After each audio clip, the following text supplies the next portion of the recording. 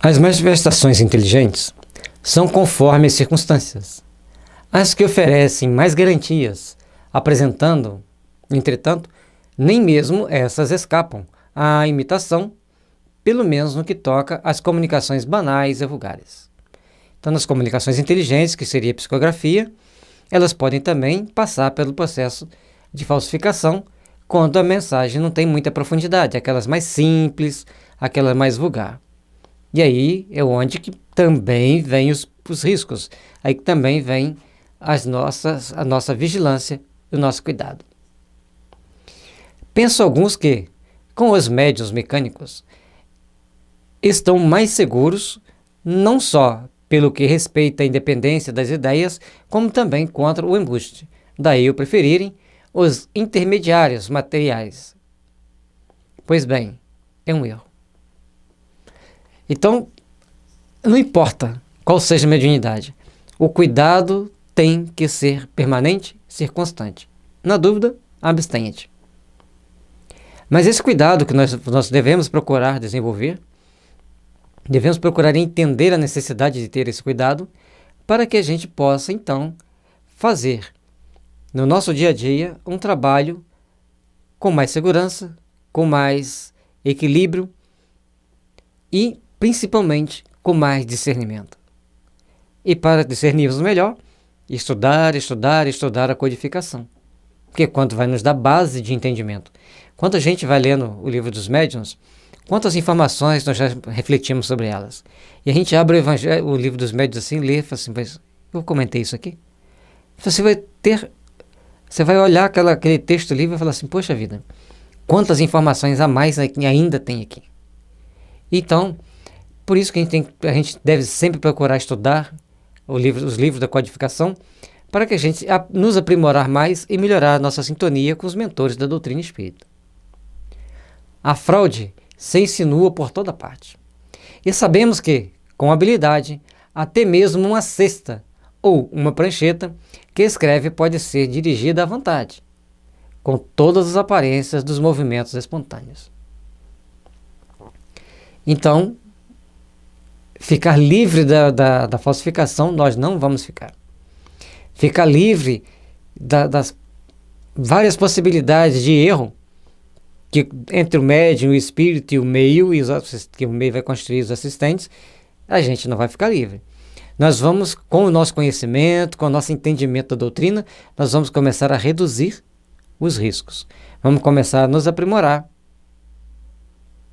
E vamos começar a nos fortalecer espiritualmente para não cairmos em certas armadilhas. Só os pensamentos expressos, quer venham de um médium mecânico, quer de um intuitivo, audiente, falante ou vidente, afastam todas as dúvidas. Por que ele fala o pensamento? Vamos ver aqui. Há comunicações tão fora das ideias, dos conhecimentos e mesmo do alcance intelectual do médium, que só por efeito de estranha obliteração se poderia atribuí-las a este último. Então, tem determinadas comunicações que extrapolam as possibilidades positivas daquele médium. Assim também como tem determinadas comunicações que extrapolam a possibilidade negativa daquele médium. Ou seja, positiva quanto o conteúdo intelectual da mensagem é muito alto. E negativo quando o conteúdo intelectual da mensagem é muito baixo. Então, se for baixo, o médium está obsediado? Não, ele está dando passividade para um espírito que precisa ser instruído, precisa ser dialogado com ele para que ele possa voltar ao raciocínio, despertar para novos entendimentos.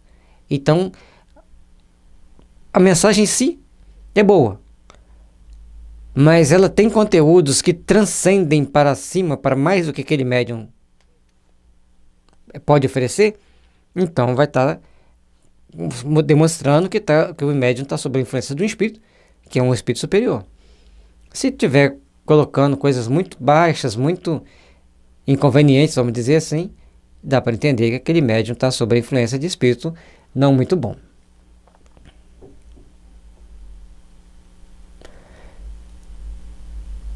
Reconhecemos que o charlatanismo dispõe de grande habilidade e vastos recursos, mas ainda lhe não descobrimos o dom de dar saber ao ignorante, nem espírito a quem não tenha. Então, o charlatanismo tem várias possibilidades de tentar enganar as pessoas. Mas fazer uma pessoa ficar mais inteligente do que ela é, adquirir mais conhecimento do que ela tem, não dá para ser um charlatão cumprir, fazer. E também não vai dar um espírito para uma mesa que ela vai responder, vai falar, vai mexer, por mais triviais, por mais simples que sejam as respostas. Uma mesa não fala. Se ela está produzindo aquele fenômeno, é porque então existe um agente causador do fenômeno.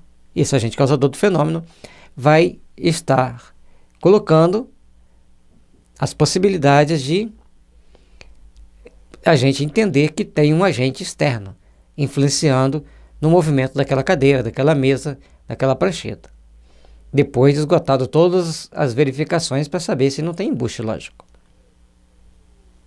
Em resumo, repetimos, melhor garantia estar na moralidade notória dos médiuns e na ausência de todas as causas de interesse material, ou de amor próprio, capaz de estimular o exercício das faculdades mediúnicas que possuam, porquanto essas mesmas causas poderiam induzi-los a simular as de que não dispõem.